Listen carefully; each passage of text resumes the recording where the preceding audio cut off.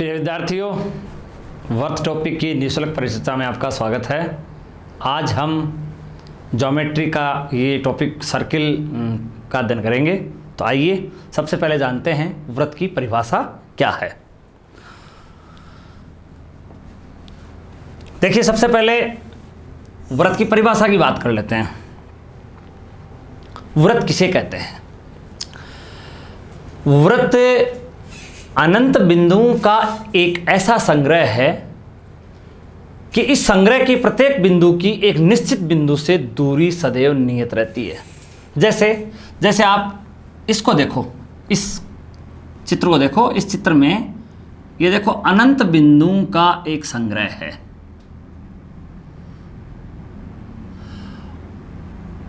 ये सारे अनंत बिंदु हैं और इनका एक ये ऐसा संग्रह है कि इस संग्रह के प्रत्येक बिंदु की एक निश्चित बिंदु से जो दूरी है वो क्या रहती है? समान रहती है। ये देखो, ये सारी की सारी जो दूरियां हैं, ये सारी दूरियां क्या हैं? बराबर हैं। ये सभी दूरियां समान हैं। इस स्थिर बिंदु को अपन लोग वृत्त का केंद्र कहेंगे और ये जो सारी समान दूरियां हैं, इनमें से प्रत्येक दूरी को वृत्त की त्रिज्या कहेंगे। वृत्त की त्रिज्या, रेडियस ऑफ द सर्किल। दूसरे शब्दों में अपन वृत्त को यूं परिभाषित कर सकते हैं कि वृत्त एक ऐसे चलित बिंदु का बिंदुपथ है जिसकी एक स्थिर बिंदु से दूरी सदैव नियत बनी रहती है या एक निश्चित बिंदु से दूरी सदैव समान बनी रहती है।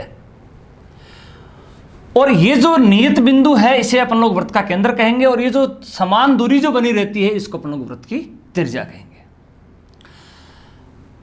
अगर मैं वृत्त के केंद्र को O से व्यक्त कर दूं और त्रिज्या को R से व्यक्त कर दूं तो इस वृत्त को हम संकेत के रूप में इस प्रकार से व्यक्त कर सकते हैं। इसका मीनिंग है सर्किल जिसका सेंटर O है और रेडियस क्या है? R है। यह इस संकेत का क्या है? अर्थ है। अगर आपको कहीं पर भी इस प्रकार का संकेत लिखा हुआ मिले तो इसका मीनिंग होगा कि एक वृत्त है और इसका केंद्र O है और त्रिज्या कितनी है? 7 है। तो वृत्त की परिभाषा की बात आपको समझ में आ गई होगी। अपन इसमें आगे और अध्ययन करते हैं। वृत्त की त्रिज्या के बारे में अपन लोगों ने बात कर ली कि त्रिज्या क्या होती है। वृत्त की जीवा क्या होती है, इस जीवा के बारे में जानते हैं। देखिए, वृत्त की जीवा किसे अपन लोग कहेंगे। आपको पता है कि वृत्त क्या है? अनंत बिंदुओं का एक संग्रह है। वृत्त के ऊपर अनंत बिंदु हैं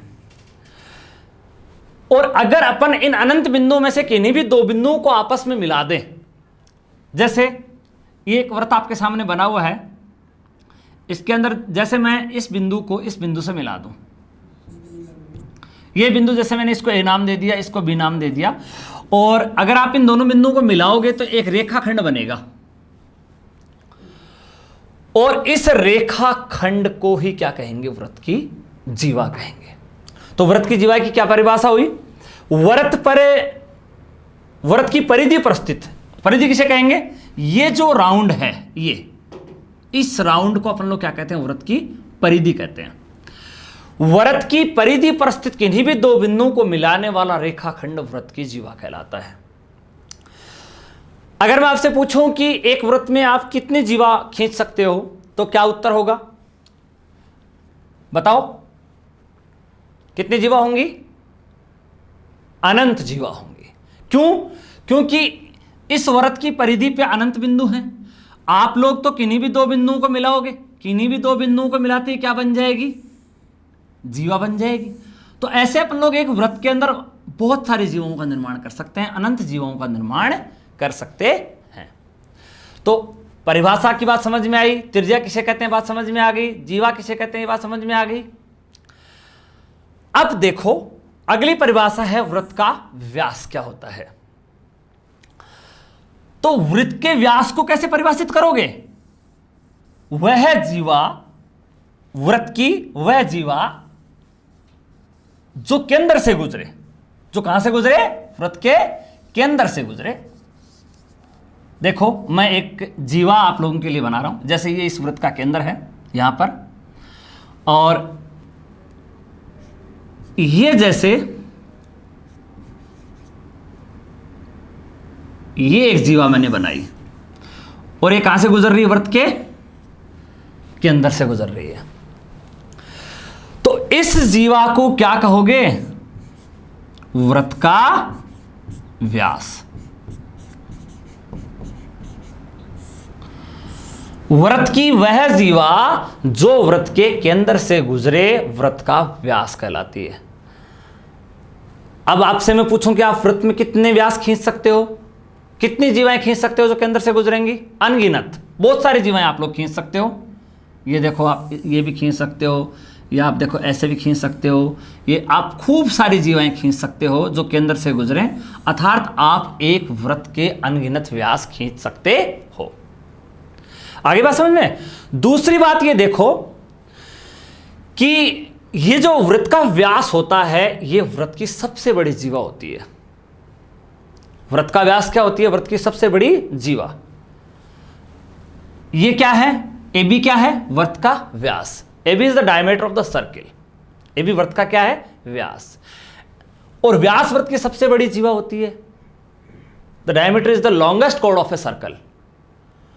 और ये जो व्यास है इसकी जो लंबाई है वो कितनी होगी? वृत्त की त्रिज्या की दुगुनी। क्योंकि देखो यहां से लेकर यहां तक ये वृत्त की त्रिज्या है r, और ये भी क्या वृत्त की त्रिज्या है r। तो AB की लंबाई कितनी होगी?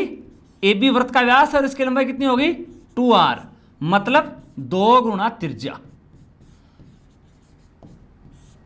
तो व्यास जो है उसकी लंबाई कितनी होती है? त्रिज्या का 2 गुना होती है।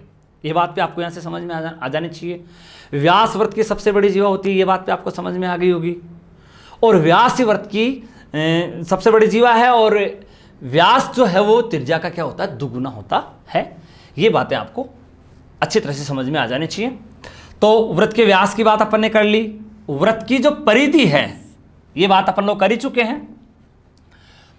ये जो चारों ओर की ये जो दूरी है, ये जो सर्कल सा बना हुआ है, ये सारी वृत्त की क्या कहलाती है? परिधि कहलाती है। व्यास हो गया। अब देखिए वृत्त का चाप किसे कहेंगे? तो वृत्त के चाप को परिभाषित करते हैं अपन। तो वृत्त की परिधि पर, वृत्त की परिधि पर कुछ दूरी का सतत भाग। देखो ये परिधि बची है केवल अब, और इस परिधि पे कुछ दूरी का कंटीन्यूअस पार्ट ले लो आप। जैसे आप यहां से लेकर यहां तक का, ये जैसे आपने ये कंटीन्यूअस पार्ट ले लिया। इसी पार्ट को किस नाम से जानते हैं? वृत्त के चाप के नाम से जानते हैं। इसको क्या कहेंगे? AB चाप। ऐसे देखो आप यहां से लेकर यहां तक ऐसे, ये भी एक चाप है। ये अगर आपने इसको AB चाप पढ़ा है तो इसको BA चाप पढ़ा जाएगा। आपने इसको AB पढ़ा तो इसको क्या पढ़ोगे? BA पढ़ोगे। एंटी क्लॉकवाइज रोटेशन में आपने ये पढ़ा है। अगर आप इसको क्लॉकवाइज रोटेशन में पढ़ते तो इसको पढ़ते BA चाप और इसको पढ़ते AB चाप। आगे बात समझ में? तो अभी अपन ने किस ऑर्डर में पढ़ा? एंटी क्लॉकवाइज ऑर्डर में। तो एंटी क्लॉकवाइज ऑर्डर में ये वाला चाप तो AB चाप हो गया, और ये वाला चाप क्या हो गया? BA चाप हो गया। अब देखो ये AB चाप की जो लंबाई है वो BA चाप की लंबाई से क्या है? कम है। तो इस चाप को हम कहेंगे लघु चाप। क्या कहेंगे? लघु चाप, माइनर आर्क। और इस चाप की जो लंबाई है वो ज्यादा है, तो इसको क्या कहेंगे? दीर्घ चाप। आगे बात समझ में? तो सबसे पहले तो आपको यह समझना चाहिए कि चाप क्या होता है। वृत्त की परिधि पर कुछ दूरी का सतत भाग वृत्त का चाप कहलाता है। जो चाप लंबाई में छोटा होता है उसे लघु चाप कहते हैं, और जो चाप लंबाई में बड़ा होता है उसे क्या कहते हैं? दीर्घ चाप कहते हैं। अब आपको मैं एक बात और बताऊं, अगर मैं ये बिंदु ए और बी यहां अंकित करता, जैसे ये वृत्त का केंद्र यहां पे है, ये ए और ये बी अंकित यहां कर देता, तब देखो क्या होता। तब इस ए बी चाप की और इस बी ए चाप की लंबाई क्या हो जाती? बराबर हो जाती। ए बी चाप की और बी ए चाप की लंबाई क्या हो जाती? बराबर हो जाती कि नहीं हो जाती? ये ए बी चाप की लंबाई और बी ए चाप की लंबाई क्या हो जाती? बराबर हो जाती। ये देखो ए और बी जो सिरे हैं उनको मिलाने से वृत्त का व्यास बन रहा है, अर्थात ये जो जीवा है वो वृत्त के केंद्र से जा रही है। तो इस परिस्थिति के अंदर ये ए बी चाप की और बी ए चाप की लंबाई क्या हो जाती? बराबर हो जाती। और इस परिस्थिति में दोनों ही चापों को अर्धवृत्त के नाम से जाना जाता। दोनों चाप क्या कहलाते? अर्धवृत्त। किस नाम से जाने जाते दोनों चाप? अर्धवृत्त। दोनों चापों को क्या कहते हैं? अर्धवृत्त के नाम से इनको अपन लोग जानते। तो चाप की बात समझ में आई। ये लघु चाप हो गया, ये दीर्घ चाप हो गया। इस केस में तो दोनों चापों की लंबाई अलग अलग थी। ये चाप छोटा था तो इसको लघु चाप कह दिया, ये चाप बड़ा था तो इसको दीर्घ चाप कह दिया।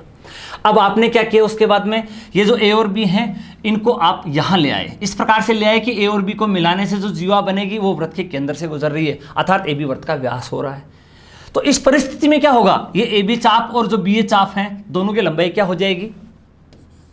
ये ए बी चाप और जो बी ए चाप है दोनों की लंबाई क्या हो जाएगी? बराबर हो जाएगी। और जब लंबाई बराबर हो जाएगी तो प्रत्येक चाप को किस नाम से जाना जाएगा?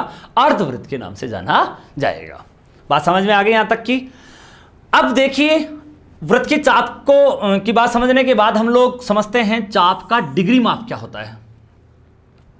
तो डिग्री माप की परिभाषा आपको मैं यहां स्पष्ट करता हूं। देखो, चाप का डिग्री माप क्या होता है? वृत्त के किसी चाप द्वारा उसके केंद्र पर बनाया गया कोण, वृत्त के किसी चाप द्वारा उसके केंद्र पर बनाया गया कोण उस चाप का डिग्री माप कहलाता है। देखो, ये एक वृत्त आपके सामने है और इसका केंद्र यहां है, और ये एक चाप है ए बी, ठीक है। और इस ए बी चाप के द्वारा देखो, ये चाप के जो दोनों सिरे हैं ये केंद्र पर जाकर ये एक कोण बना रहे हैं। दिखाई दिया? ये चाप के दोनों सिरे ए और बी सिरे, ये आपका चाप है ए बी, और इस चाप के जो दोनों सिरे हैं वो केंद्र पर जाकर एक कोण बना रहे हैं। ये केंद्र पे चला गया देखो यहां, और ये भी देखो केंद्र पे आ गया। तो चाप के द्वारा केंद्र पे बनाया गया कोण उस चाप का डिग्री माप कहलाता है। तो आपको ये पूछे कि measure of arc A B क्या है, तो आपका रिप्लाई होगा एंगल ए ओ बी, जो कितना आया है? थीटा। अच्छा, ये ए बी चाप जो था इसका डिग्री माप आपने ये बता दिया। अगर मैं आपसे बी ए चाप का डिग्री माप पूछूं तो आप कितना बताओगे? ये वाला होगा, क्योंकि देखो ये है बी ए चाप, और बी ए चाप का डिग्री माप अर्थात ये सिरा यहां आएगा, ये सिरा यहां आएगा, तो केंद्र पे बनाया गया कोण ये वाला कोण कितना हो जाएगा बताओ? ये थीटा है तो पूरा कोण कितना होता है एक बिंदु पे? पूरा कितना बनता है? 360 का। तो ये थीटा है तो ऊपर वाला कितना आ जाएगा? 360 माइनस थीटा। तो मेजर ऑफ आर्क बी ए कितना हो गया बताओ? कितना आया? 360 माइनस थीटा। अच्छा, अब आपको एक बात पूछता हूं मैं, ये जो चाप है ये लघु चाप है, और ये जो चाप है वो दीर्घ चाप है, और ये जो चाप है ये क्या है? अर्धवृत्त है।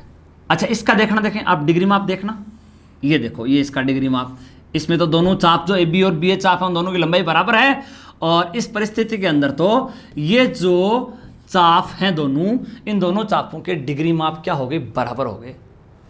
अर्थात इस परिस्थिति के अंदर measure of arc A B और measure of arc B A दोनों बराबर हो गए, और कितना कितना हुआ बोलो? 180 डिग्री। तो यहां से क्या समझ में आया? अर्धवृत्त का डिग्री माप कितना होता है? 180 डिग्री होता है, दो समकोण के बराबर होता है। अच्छा, आप इधर देखना, इसको देखना आप, ये वाला कोण आपको कितना नजर आ रहा है? 180 से कम नजर आ रहा है, ज्यादा नजर आ रहा है? ये वाला कोण थीटा, देखो ये यूं होते तो 180 बनेगा, और जब ये यूं है तो बताओ 180 से कम है ज्यादा है? 180 से कम। तो क्या समझ में आया? लघु चाप का डिग्री माप क्या होता है? 180 डिग्री से कम होता है। और ये बताओ मुझे, ये वाला कोण बताओ, ये वाला कोण 180 डिग्री से क्या है बताओ? ज्यादा है कम है? ये वाला कोण, ये कोण 180 डिग्री से क्या है? ज्यादा है। तो क्या समझ में आया? दीर्घ चाप का डिग्री माप क्या हो गया? 180 से ज्यादा हो गया। लघु चाप का डिग्री माप क्या हो गया? 180 से कम हो गया। अर्धवृत्त का डिग्री माप कितना हो गया? एग्जैक्ट 180 डिग्री हो गया। तो यहां से भी क्वेश्चन बनता है कि लघु चाप का डिग्री माप होता है 180 से कम, अर्धवृत्त का डिग्री माप होता है 180 के बराबर, दीर्घ चाप का डिग्री माप होता है 180 डिग्री से अधिक। डिग्री माप किसे कहते हैं? चाप के सिरों के द्वारा केंद्र पे बनाया गया कोण उस चाप का डिग्री माप कहलाता है। आगे बात समझ में इतनी? अब हम आगे और अध्ययन करते हैं। देखो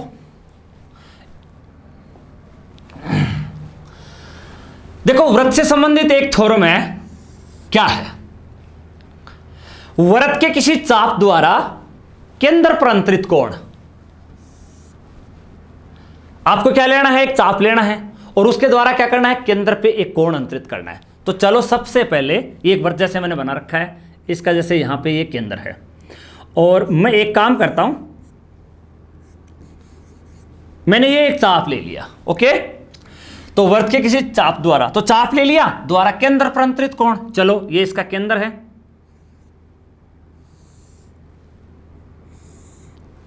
ये लो यहां पर एक कोण अंतरित कर दिया। यहां तक की बात कंप्लीट हो गई। वृत्त के किसी चाप द्वारा केंद्र पर अंतरित कोण, ये वाला कोण। आगे पढ़ो, उसी चाप द्वारा शेष परिधि पर अंतरित कोण का दुगुना होता है। अब बात को ध्यानपूर्वक सुनो। आपने चाप ये लिया AB, ठीक है, और इस चाप के द्वारा ये केंद्र पे बनाया गया कोण हो गया। अब आपको यह समझना चाहिए कि शेष परिधि कौन सी है। तो देखो, जब आपने इसको चाप के रूप में यूज लिया है तो शेष परिधि ये हो जाएगी, ये वाली, यहां से लेकर ये जो है ये शेष परिधि हो जाएगी आपकी, ये, और ये चाप हो गया। और ये क्या हो गई? इस चाप के सापेक्ष, ये तो चाप हो गया, ये तो चाप हो गया, और ये क्या हो गई? इस चाप के सापेक्ष शेष परिधि हो गई। आगे बात समझ में? अब क्या लिखा? किसी चाप द्वारा केंद्र पर अंतरित कोण, तो चाप लिया आपने और उसके द्वारा केंद्र पे कोण बना दिया। उसी चाप द्वारा शेष परिधि पर अंतरित कोण का दुगुना होता है। अब ये चाप शेष परिधि पे कोण बनाएगा। शेष परिधि आपको ध्यान है केवल यहां से लेकर यहां तक की है, ये शेष परिधि है, ठीक है। तो अब आपको यहां से लेकर यहां तक की जो दूरी है उसमें इस चाप के द्वारा कोण बनाना, कहीं पे भी कोण बना लीजिए आप। चलो आपने यहां पे कोण बना लिया, ये लो। आगे बात समझ में आपको? ये जो शेष परिधि थी ये आपको मैंने यहां बताई थी अभी। और अब आप देखो, आप अपने स्टेटमेंट पे आइए। देखो क्या स्टेटमेंट है। किसी चाप द्वारा केंद्र पे बनाया गया कोण, ये केंद्र था, इस पे बनाया गया कोण, उसी चाप द्वारा शेष परिधि पे अंतरित कोण का दुगुना होता है। तो शेष परिधि पे मान लीजिए ये कोण थीटा बना, तो ये कितना होगा? ये होगा आपका 2 थीटा। तो ये एक थ्योरम है, इसका ज्ञान आपको होना चाहिए। अच्छा, आपको मैं ये बात इस प्रकार से पूछता हूं, अभी आपने कौन सा चाप काम में लिया था? AB चाप काम में लिया था, तो ये शेष परिधि हो गई थी, और इस चाप के सिरों ने शेष परिधि पे ये कोण बनाया थीटा, तो ये केंद्र पे बनाया गया कोण जो कितना हो गया? 2 थीटा हो गया। अब आप इधर देखना दोबारा से,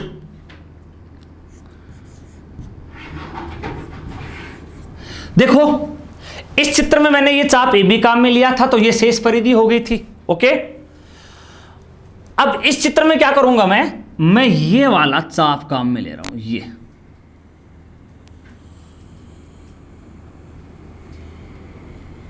चाप मैं काम में ले रहा हूं, और ये वृत्त का केंद्र है यहां पे। तो अब ये जो पीछे जो हिस्सा बच गया यहां से लेकर यहां तक का, देखो मैंने डॉट डॉट से शो कर दिया है, ठीक है ना। आप चाहते तो इसमें भी डॉट डॉट से आप शो कर सकते थे इस चीज को।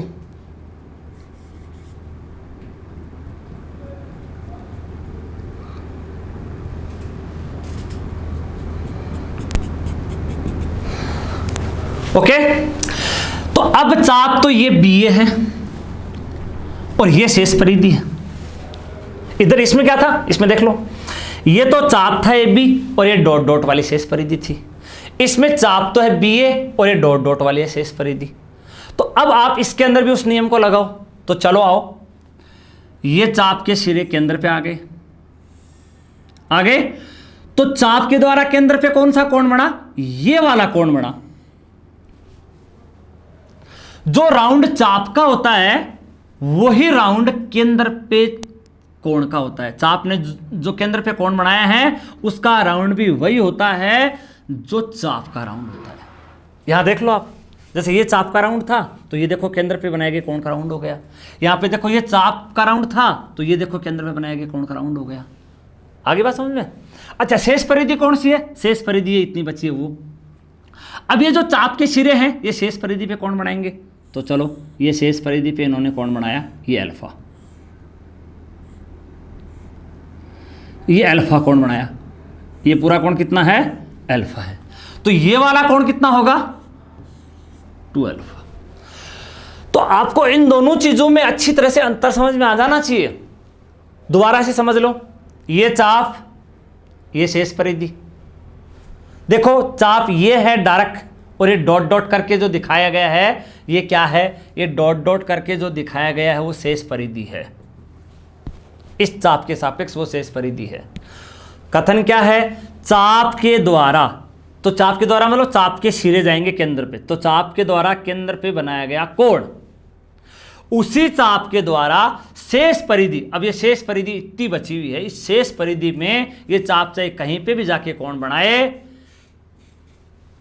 कोई भी कोण बनाए, उस कोण का ये कोण क्या होगा, दुगुना होगा।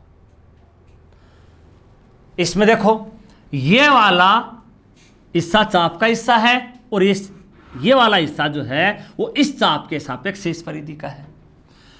कथन क्या है, चाप के द्वारा केंद्र पर बनाया गया कोण उसी चाप के द्वारा शेष परिधि पे बनाए गए कोण का दुगुना। तो इस चाप के सिरों ने शेष परिधि पे कोण बनाया अल्फा, तो इसी चाप के द्वारा केंद्र पे बनाया गया कोण कितना हो गया, 2 अल्फा। एक बात तो ये तो इस बात का अर्थ हो गया पूरी का। दूसरी बात यह है कि एक चाप, जैसे ये चाप है, ये चाप है, तो देखो ये यहां से ये स्टार्ट होगी, देखो ये होगी आपकी शेष परिधि स्टार्ट।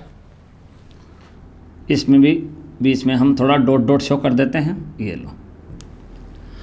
तो ये तो चाप है, ये शेष परिधि है। क्या कह रहे हैं, वृत्त के किसी एक चाप द्वारा शेष परिधि पर अंतरित सभी कोण क्या होते हैं, बराबर होते हैं। मतलब ये जो चाप है ये शेष परिधि के ऊपर जितने भी कोण बनाएगा वो सभी कोण क्या होते हैं, वो सभी कोण बराबर माप के होते हैं। ये सभी के सभी एंगल सेम मेजरमेंट के हैं। जैसे मैंने इन सबकी माप को मैंने थीटा से व्यक्त कर दिया। तो यहां पर ये सारे के सारे एंगल कितने होंगे, ये सारे कोण थीटा होंगे। देखो ये सभी कोण थीटा होंगे, ये सभी कोण बराबर होंगे, इस चाप के द्वारा बने हुए हैं। और ये जो केंद्र वाला कोण है वो इनमें से किसी भी एक का क्या होगा, दुगुना होगा। तो ये दूसरी वाली बात भी आप लोगों को ध्यान में रखनी चाहिए कि वृत्त के किसी एक चाप के द्वारा शेष परिधि पे जितने भी कोण बनते हैं वो सारे के सारे क्या होते हैं, बराबर माप के होते हैं। तीसरा कथन क्या है, अर्धवृत्त में बना कोण क्या होता है, समकोण होता है। अब देखो अर्धवृत्त आपको पता है, तो अर्धवृत्त के लिए देखो मैं आप लोगों के लिए अर्धवृत्त बनाता हूं। देखो इसके अंदर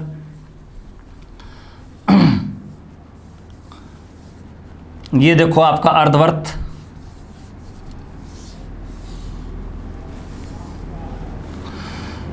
ये ए और ये बी और ये वृत्त का केंद्र, और ये आपने वृत्त का खींच दिया व्यास, यहां पे वृत्त का केंद्र है। क्या कहा? अर्धवृत्त में बना कोण समकोण होता है। तो देखो ये व्यास के सिरे हैं, ये भी अर्धवृत्त है और ये भी अर्धवृत्त है। चलो ये व्यास के सिरे अर्धवृत्त के अंदर एक कोण बना रहे हैं। इस कोण को देखना है कितने डिग्री का है। तो देखो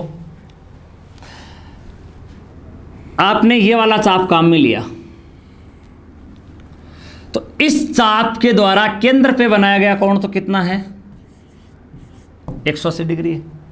जब आपने ये वाला चाप काम में ले लिया तो ये क्या होगी बताओ मेरे को? शेष परिधि होगी क्या यहां तक की है? अब मुझे ये बताओ, इस चाप ने केंद्र पे तो कोण बनाया 180 डिग्री का, और ये चाप जो है वो शेष परिधि पे जो कोण बना रहा है, ये कोण इस कोण का क्या होगा? आधा होगा। यहां समझाया था कि ये वाला कोण इसका क्या होता है? आधा होता है।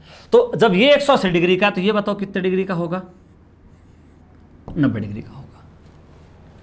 अब चाहे ये व्यास के सिरे यहां पे जाके कोण बना लो, ये भी 90 का होगा, चाहे यहां पे कोण बना लो, ये भी कितने का होगा? 90 डिग्री का होगा।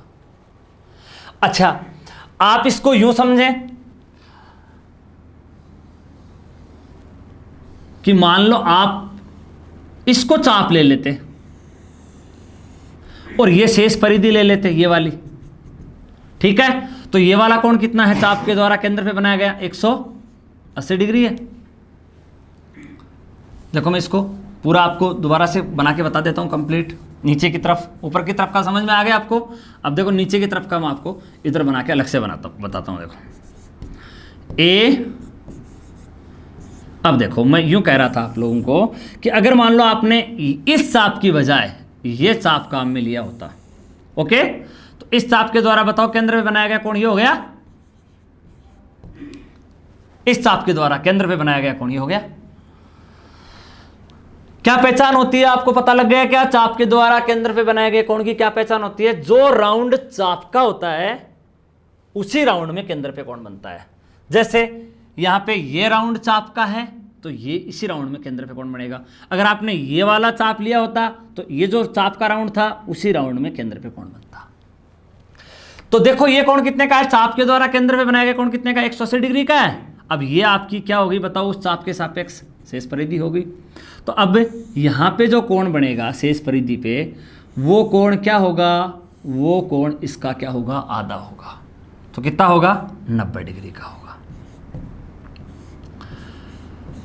तो क्या बात समझ में आई कि अर्धवृत्त में जो व्यास के सिरे जो भी कोण का निर्माण करते हैं वो कितने डिग्री का बनता है? 90 डिग्री का बनता है। चलो और आपको इसमें कुछ महत्वपूर्ण बातें और बताते हैं। देखो एक ये चीज भी आपको जानना बहुत जरूरी है, पहले इसकी परिभाषा जानते हैं। देखो क्या है साइक्लिक क्वाड्रिलेटरल, चक्रीय चतुर्भुज किसे कहते हैं? एक ऐसा चतुर्भुज जिसके चारों शीर्ष एक वृत्त पर स्थित है। आपको एक चतुर्भुज बनाना है, चार रेखाखंडों से घिरी हुई एक बंद आकृति बनानी है और उसके जो चारों शीर्ष है वो कहां करने हैं? आपको एक वृत्त पे करने हैं। देखो ये जैसे एक वृत्त बना हुआ है, आप लोग कोई भी एक चतुर्भुज बनाओ और उसके चारों जो शीर्ष हैं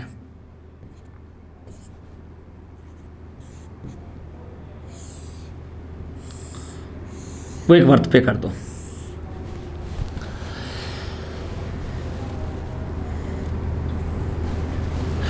ये जो आपने चतुर्भुज बनाया है इसके चारों सिरे वृत्त की परिधि पे स्थित है।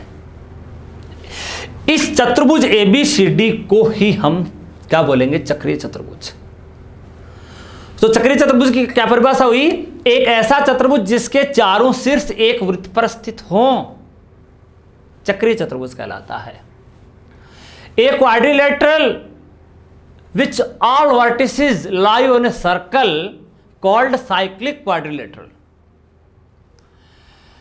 इस साइक्लिक क्वाड्रिलेटरल में क्या होता है? देखो इसके जो सम्मुख कोणों का योग है वो 180 डिग्री का होता है। मतलब इस चक्रीय चतुर्भुज की एक विशेषता है कि इसके जो आमने सामने के जो कोण हैं, जैसे मैं इसको ए कह दूं, इसको जैसे मैं सी कह दूं, इसको जैसे मैं बी कह दूं, इसको जैसे मैं डी कोण कह दूं, तो इसमें किस विशेषता का पालन होता है कि इसके सम्मुख कोणों का जो योग है वो कितना होता है? 180 डिग्री होता है। ए प्लस सी बराबर 180 डिग्री और बी प्लस डी भी कितना होता है? 180 डिग्री का होता है। अगर किसी चतुर्भुज के चारों शीर्ष एक वृत्त पर स्थित हों तो वो चतुर्भुज चक्रीय चतुर्भुज कहलाता है और उस चतुर्भुज के आमने सामने के कोणों का योग कितना होता है? 180 डिग्री का होता है। अगर मैं मान लो आपसे इसी में ये पूछूं, जैसे आप मुझे बताना, जैसे मैं अगर आपको ये 70 डिग्री का दे दूं और मैं आपसे सी का मेजरमेंट पूछूं तो आप बता सकते हैं? बताओ कितना होगा सी का? 180 में से 70 को घटा लो, कितना आएगा? 110। अच्छा, अगर मान लो मैं आपको इसका मेजरमेंट दे दूं, डी का मेजरमेंट दे दूं, मान लो डी का मेजरमेंट मैंने आपको दे दिया 50 डिग्री दे दिया, जैसे, या 80 डिग्री दे दिया, चलो 80 डिग्री दे दिया, 80, तो मुझे बी बताओ कितना आएगा? बी क्या करोगे? 180 में से 80 को घटा लोगे क्योंकि इसका योग भी 180 है, तो कितना आएगा बी बताओ? 100 डिग्री का आएगा। आगे बात समझ में? तो इस प्रकार से चक्रीय चतुर्भुज के सम्मुख कोणों में से एक कोण अगर हमें मालूम हो तो हम उसके सामने वाला कोण निकाल सकते हैं 180 में से उस एक को घटाकर। ये बात आपको समझ में आ गई? अब ये देखो ये क्या लिखा है, ये एक स्टेटमेंट और लिखा है। क्या लिखा है बताओ?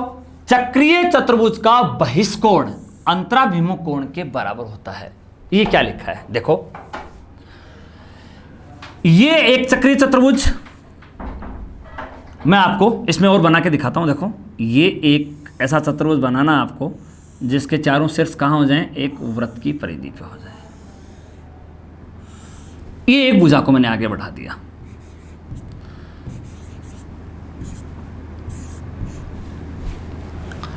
बताओ एबीसीडी चक्रीय चतुर्भुज है, चारों शीर्ष एक वृत्त की परिधि पे है। ओके, क्या कहा मैंने? चक्रीय चतुर्भुज का बहिष्कोण, बहिष्कोण मतलब एक को आगे बढ़ाया, इस भुजा को आगे बढ़ाया तो ये वाला बहिष्कोण बन गया। तो ये बहिष्कोण किसके बराबर होता है? अंतराभिमुख कोण के बराबर होता है, अंतराभिमुख के बराबर। ये वाला कोण अंतराभिमुख। अब इसके सापेक्ष अंतराभिमुख कौन सा? वो देखो, ये है ये कोण, इसका अंतर करने से ये आएगा और इसके अभिमुख ये आएगा। तो ये वाला जो कोण है ये इस कोण के बराबर होगा। अगर मैं यहां पे कोई नाम अंकित कर दूं, जैसे ई, तो ये जो कोण CBE है, ये जो कोण CBE है, ये किसके बराबर होगा? ये कोण ADC के बराबर होगा। देखो समझते हैं ऐसा क्यों होगा। जैसे मान लो मैंने ये कोण 70 डिग्री का ले लिया, तो आप देखना कि वो भी 70 डिग्री का आएगा। देखना कैसे आएगा। आप मुझे बताओ कि ये जब 70 का है तो ये बताओ कितने का होगा? इनका तो योग 180 है ना, तो ये कितने का आएगा बताओ? 110 का आएगा। अब तुम ये बताओ, ये सरल रेखीय कोण बन रहा है ना पूरा, तो सरल रेखीय का मतलब इधर का और इधर का योग कितना होगा? दोनों का योग 180 होगा, तो वो कितना आएगा बताओ? 70 डिग्री का आएगा कि नहीं आएगा? इसका मतलब क्या हुआ कि ये कोण कितने का आया? 70 का आया। इस प्रकार से आप किसी भी भुजा को आगे बढ़ाओ, जैसे ये बहिष्कोण बन गया, तो ये किसके बराबर होगा? इसके अंतर के अभिमुख के। मतलब ये अगर थीटा है तो ये भी कितना होगा? थीटा होगा। आपने मान लो इसको बढ़ा दिया, मान लो आपने इस भुजा को इधर बढ़ा दिया और ये मान लो ये कोण बढ़ा, तो बताओ ये कोण किसके बराबर होगा? ये वाला कोण। अगर मान लो ये बीटा है तो ये कितना होगा? बीटा होगा, क्योंकि ये कोण इसके अंतर के अभिमुख के बराबर होगा। तो आपको मेरे हिसाब से बात भी समझ में आ जानी चाहिए। तो यहां से आपने क्या क्या बातें सीखी?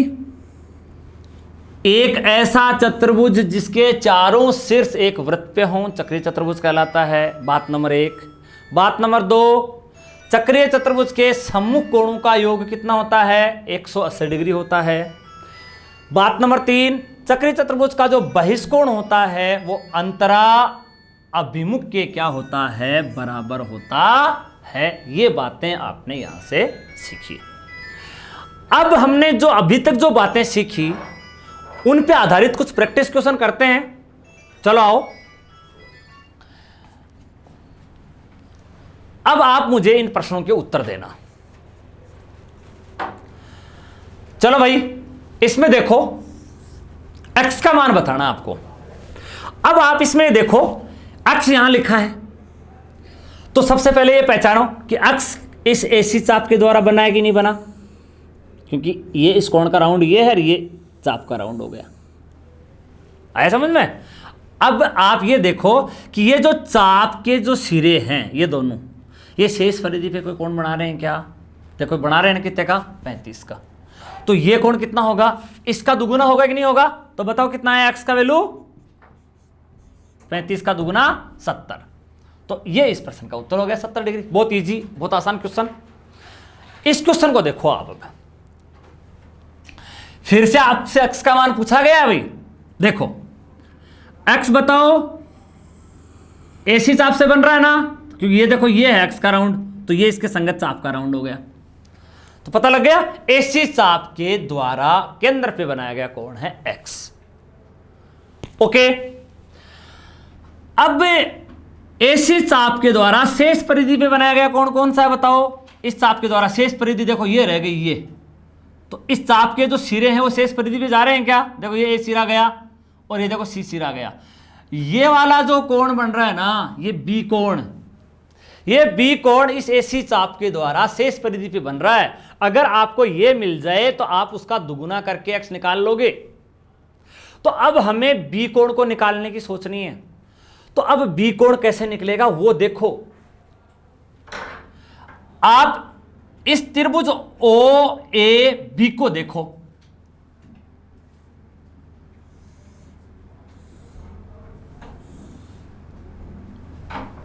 OAB को देखो आप।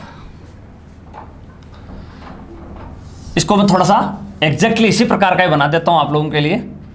ये तो देखो AB हो गई, और ये देखो ये इस प्रकार से हो गया। देखो ये इस प्रकार का ही इसके अंदर बना हुआ है। ठीक है, ऐसे बना हुआ ना। ये कितने का है? 35 डिग्री का है। अब आप एक चीज इसमें देखो, मैं आपसे कह रहा हूं कि OA और OB बराबर हैं। ये OA और ये OB बराबर हैं, क्योंकि ये OA और OB दोनों ही इस वृत्त की क्या है? त्रिज्या है। और एक वृत्त की जितनी भी त्रिज्याएं होती हैं वो सब बराबर लंबाई की होती हैं। आप जानते हैं इस बात को। तो OA और OB बराबर हैं। ओके हैं। तो अब देखो ये समद्विबाहु त्रिभुज बन गया, क्योंकि इसकी ये दो भुजा बराबर हो गई। और जैसा आप जानते हो समद्विबाहु त्रिभुज में समान भुजाओं के सामने वाले कोण क्या होते हैं? बराबर होते हैं। तो इस भुजा के सामने का अगर ये 35 है तो इस भुजा के सामने का ये भी कितना होगा? 35 का ही होगा। मतलब ये कोण कितना आ गया? बोलो, 35 डिग्री का आ गया। ठीक इसी प्रकार से आप इस त्रिभुज को देखो OBC को, ये देखो ऐसे OBC, और ये वाला कोण इसमें कितना दिया है अपने को? 25 डिग्री का दिया है। मैं आपसे पुनः कहता हूं कि OB और OC बराबर हैं, क्योंकि ये OB और OC भी इस वृत्त की त्रिज्या हैं। तो OB और OC जब बराबर हैं तो इन बराबर भुजाओं के सामने के कोण बराबर होंगे। तो इस OB के सामने का 25 है तो OC के सामने का भी कितना होगा? 25 का होगा। ये वाला कोण भी कितना आएगा? 25 का ही आएगा। अर्थात ये वाला कोण मिल गया अपने को 25 का। तो आपको पूरे B कोण का माप मिल गया। 35 इधर का और 25 उधर का, तो इन दोनों का जोड़ कितना हो गया? 60 हो गया। और 60 का ये क्या होगा बताओ, दुगुना। तो x का वैल्यू कितना आएगा, 2 गुणा 60 120। तो x का जो वैल्यू है वो कितना आ गया, 120 डिग्री x का वैल्यू आ गया। चलो और क्वेश्चंस करते हैं। इसमें आओ आप,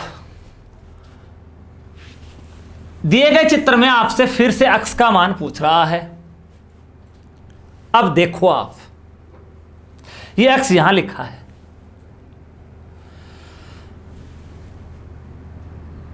देखो ये आरपी चाप है। आरपी चाप के द्वारा ये हो गया केंद्र पे बनाया गया कोण, चाप का राउंड और केंद्र पे कोण का राउंड एक ही होता है, समान होता है। तो ये वाला जो कोण है वो इस चाप के द्वारा केंद्र पे बनाया गया कोण है। ओके, अब इस आरपी चाप के सापेक्ष ये क्या हो गई, ये देखो डॉट डॉट वाली, आरपी चाप के सापेक्ष ये शेष परिधि हो गई। तो ये आर और पी सिरे जो हैं इस चाप के वो शेष परिधि पे आ रहे हैं। देखो ये आ रहे, ये आर सिरा इधर आ रहा है, ये पी सिरा इधर आ रहा, और अक्ष का निर्माण हो रहा है। तो ये अक्ष जो है वो इस कोण का आधा होगा, या ये वाला जो कोण है वो इस अक्ष का क्या होगा, दुगुना होगा। लेकिन हमें अक्ष का माप निकालना है, तो अक्ष का माप कैसे निकालोगे, ये कोण पता लग जाए तो उसका क्या कर देना, इसको आधा कर देना। अब देखो आप, ये एक बिंदु पे पूरा जो राउंड में कोण बनते हैं, पूरा जो कोण बनता है वो कितने का होता है, 360 डिग्री का होता है। अब ये 140 डिग्री का है, तो ये बताओ पीछे का कितना बच गया, ये वाला कोण बताना कितना बच गया, ये कोण कितना बच गया बताओ, 220 डिग्री का। अब 220 डिग्री का बच गया, क्योंकि 360 में से आपने 140 को माइनस कर लिया तो 220 का बच गया। अब ये वाला कोण कितना होगा, उस 220 का क्या होगा, आधा। कितना होगा बताओ, x का वैल्यू 220 का आधा करोगे तो 110। तो इसका जो उत्तर है वो क्या आ गया, 110 डिग्री आ गया। इस क्वेश्चन को देखो आप, ये क्या क्वेश्चन है, देखो इस क्वेश्चन में ये इस प्रकार से लिखा हुआ क्वेश्चन है। इसमें आपको फिर से x का मान निकालना है। इसमें देखो आप क्या हो रहा है, आपको ये वाला कोण 20 डिग्री दे रखा है, ये x पूछा गया है। ध्यान दो, ये BC चाप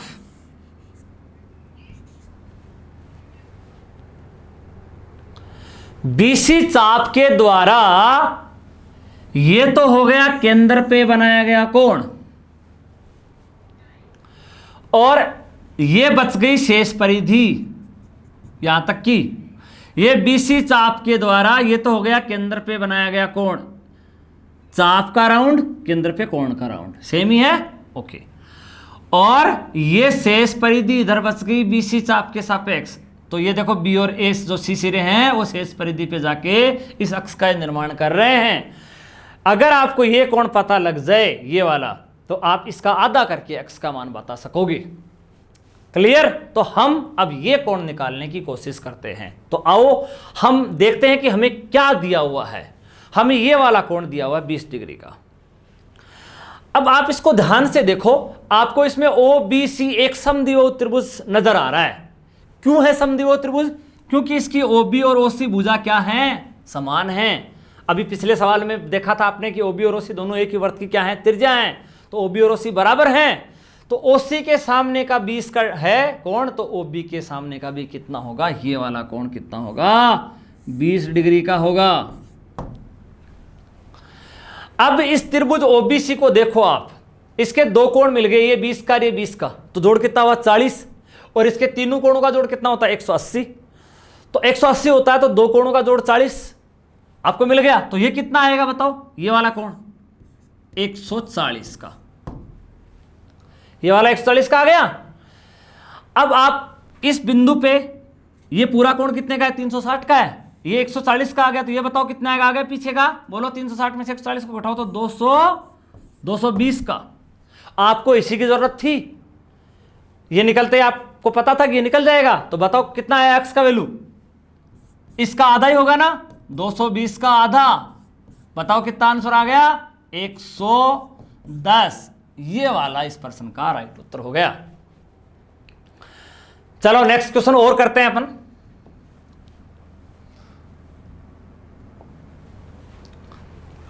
इसमें आइए आप, इसमें आपको x और z का अंतर निकालना है। अब आप इसको ध्यानपूर्वक देखो, ये वाला जो राउंड लगा रखा है, ये राउंड पी आर चाप के द्वारा केंद्र पे बनाया गया कोण का राउंड हो गया। बताओ, पी आर चाप के द्वारा केंद्र पे बनाए गए कोण का राउंड हो गया। अब ये कोण आपको कैसे मिले? ये चाप हो गया, तो ये क्या हो गई बताओ? ये पीछे वाली ये बताओ, ये क्या हुई? ये शेष परिधि हो गई क्या? तो ये P और ये जो R जो सिरे हैं पी आर चाप के, इन्होंने केंद्र पे तो ये कोण बना लिया। अब बताओ ये शेष परिधि पे आ रहे हैं क्या? ये शेष परिधि देखो डॉट डॉट वाली, और अब आपको ये चेक करना है कि P और R शेष परिधि पे आ रहे हैं क्या? देखो आ रहे हैं। ये P चल के देखो क्यों पे गया, ये R चल के क्यों पे आ गया। मतलब ये पी क्यू आर जो कोण है वो पी आर चाप के द्वारा, इस चाप के द्वारा, इसको चाप चाहे आप आर पी पढ़ लो चाहे पी आर चाप पढ़ लो, इस चाप के सापेक्ष ये शेष परिधि कहलाएगी।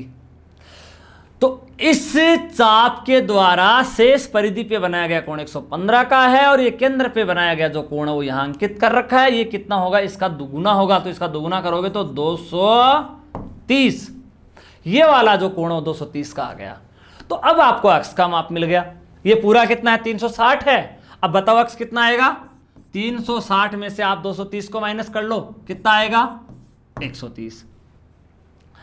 अब ये x आपको मिल गया कितना? 130 डिग्री का। ध्यान रहे ये चक्रीय चतुर्भुज नहीं है, इसके 3 ही शीर्ष वृत्त पे हैं, चौथा शीर्ष वृत्त पे नहीं है, तो चक्रीय चतुर्भुज नहीं है। चूंकि अपने को z का मान निकालना है और हम ये 3 कोण निकाल चुके हैं। देखो 48, 115 और ये x 130। तो 130 तो ये निकाल लिया, 115 ये है और ये आपका 48 है। ये देखो 8 5 13, 4 1 5 और 3 8 1 9 और 1 और 1 2। इसका और इसका और इसका जोड़ कितना आ गया? 293 आ गया। अब ये देखो क्या है? पी क्यू आर ओ एक चतुर्भुज तो है ही ना, चक्रीय नहीं हालांकि, लेकिन चतुर्भुज है। तो चतुर्भुज है तो चतुर्भुज के चारों अंतःकोणों का योग कितना होता है? 360 डिग्री होता है। हमें इसके 3 अंतःकोण मिल गए, 48 का, 115 का, और ये कितना था? अभी आपने निकाला था 130 का। अब आप ऐसा करो, 360 में से इन तीनों का जोड़ घटा दो तो आपको z मिल जाएगा। तो बोलो z कितना आया? 360 में से 293 को बाकी कर लो, बोलो कितना आएगा? 67 डिग्री आएगा। तो 67 किसका मान आ गया? z का। और x का कितना आया था? 130। और z का कितना? 67। आपको x माइनस z निकालना है, बोलो कितना आया? 130 माइनस 67। बताओ कितना बचेगा? 10 में से 7 3, बोलो 3 में से 7 63। तो कितना आंसर आ गया? 63 डिग्री आ गया। ये वाला इसका उत्तर आ गया। तो ये क्वेश्चन भी बहुत अच्छा था। इसमें सबसे पहले आपने x निकाला। x निकालने के लिए पहले आपने इस चाप के द्वारा केंद्र पे बनाया गया कोण निकाला, इसका दुगुना, 115 का दुगुना 230 हो गया, क्योंकि ये चाप था और ये क्या थी? शेष परिधि थी। इस चाप के द्वारा ये केंद्र पे बनाया गया कोण, और इसी चाप के द्वारा ये शेष परिधि भी बनाया गया कोण 115। 115 का ये दुगुना 230, फिर ये 130 निकल गया, और फिर आपने इन तीनों को जोड़ दिया। इन तीनों को जोड़ के 293 जोड़ाया, और 360 में से आपने 293 को घटाया, तो इस चतुर्भुज का बचा हुआ कोण z मिल गया। कितना मिला आपको? 67 डिग्री का। और फिर x में से z को माइनस कर दिया और आंसर आपका 63 डिग्री आ गया। ये देखो बहुत सिंपल क्वेश्चन। ये चक्रीय चतुर्भुज दिख रहा है आपको आराम से। चलो मैं इसका नाम लिख देता हूं पी क्यू आर एस। अब बता सकते हो मुझे x का मान? इसमें बताओ इसका और इसका जोड़ कितना है? 180 है। बहुत आसान सा क्वेश्चन पूछा है। इसका और इसका जोड़ कितना है? 180 है। तो बताओ x कितना होगा? 180 में से 72 को माइनस कर लो, बोलो कितना बचेगा? 108। बहुत सिंपल क्वेश्चन। चलो अब हम एक ऐसा क्वेश्चन लेते हैं जिसमें 2 बातें मर्ज हों। इस क्वेश्चन को देखो आप। ये क्या क्वेश्चन है?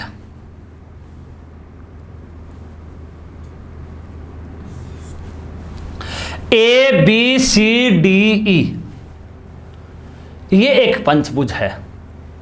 A B C D E A B C D E A, 5 भुजाएं होगी इसमें, 1 2 3 4 और ये 5।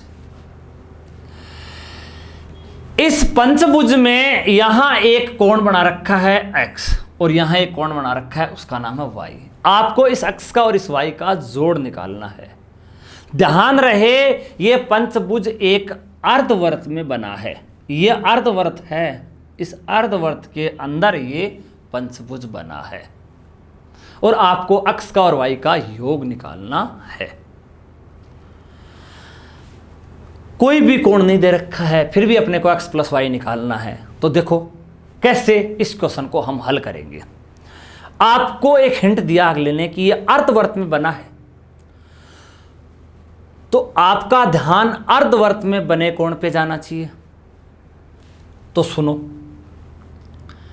आप या तो इस ए को डी से मिला लो, तो ई डी से मिला हुआ है ही, तो ए डी ई 90 का हो जाएगा, या आप इस ई को बी से मिला लो और ये ए मिला हुआ है, तो ए बी ई 90 का हो जाएगा। दोनों में से एक काम कर लो।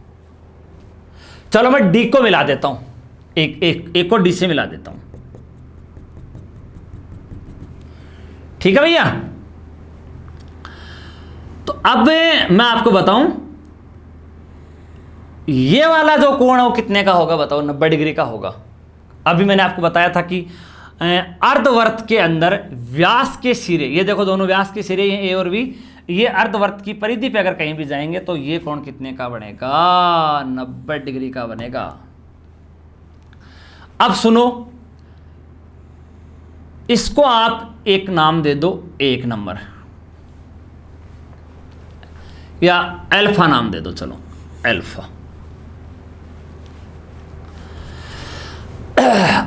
अब देखो आप, ए बी सी डी,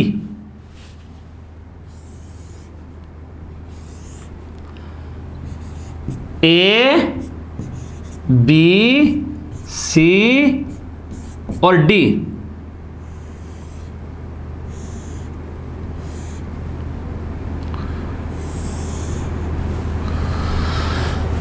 बताओ ये चक्रीय चतुर्भुज है क्या? ये देखो इसके चारों सिरे ए बी सी डी, चारों सिरे वर्त की परिधि पे हैं। है क्या चक्रीय चतुर्भुज? है, ओके। अब इसके आमने सामने के कोण खोजने हैं, तो पहले के सामने का तीसरा होता है और दूसरे के सामने का चौथा होता है। तो इस ए के सामने का कौन सा होगा? सी होगा, और बी के सामने का कौन सा होगा? डी होगा। तो अब आप देखो, ये बी तो आपका इसमें कितना लिखा हुआ है? एक्स, और ये जो अल्फा है वो यहां है। तो मुझे बताएंगे आप x का और अल्फा का जोड़ कितना होगा? 180 डिग्री होगा। चक्रीय चतुर्भुज के अभिमुख कोण संपूरक होते हैं, तो x का और अल्फा का जोड़ कितना आ गया? 180 आ गया। और ये कितना है? 90। अब x प्लस वाई निकालना आपको, तो x प्लस वाई बराबर आ जाएगा x प्लस अल्फा प्लस 90।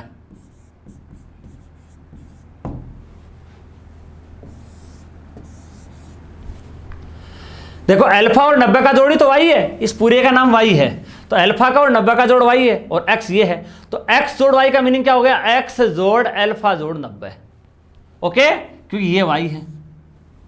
अब आपको x प्लस वाई मिल गया, पहले कितना? 180 और ये प्लस 90, तो कितना हो गया? 270 डिग्री। तो इस क्वेश्चन का जो राइट उत्तर है वो क्या आ गया? 270 डिग्री आ गया।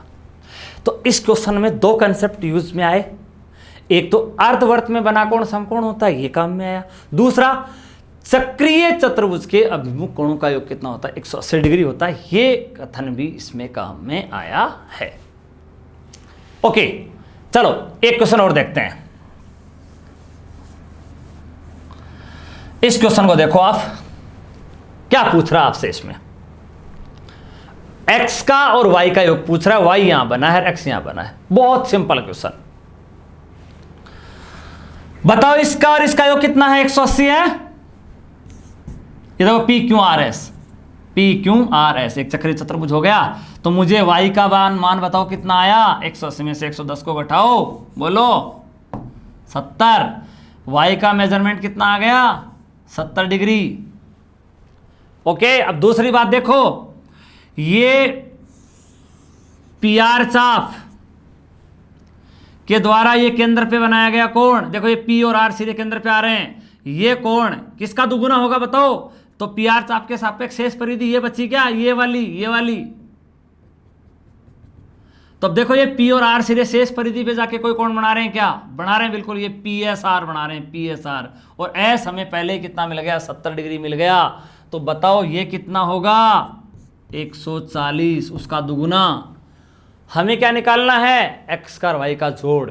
तो 140 का और 70 का जोड़ कर लो, कितना हो गया, 210। तो ये जो चर्चा थी वो आज अपनी 2 बातों पे मेजर थी। नेक्स्ट जो क्लास थी होगी उसके अंदर हम और आगे चर्चा करेंगे और सर्किल की थ्योरम्स का अध्ययन करेंगे। Thanks all of you.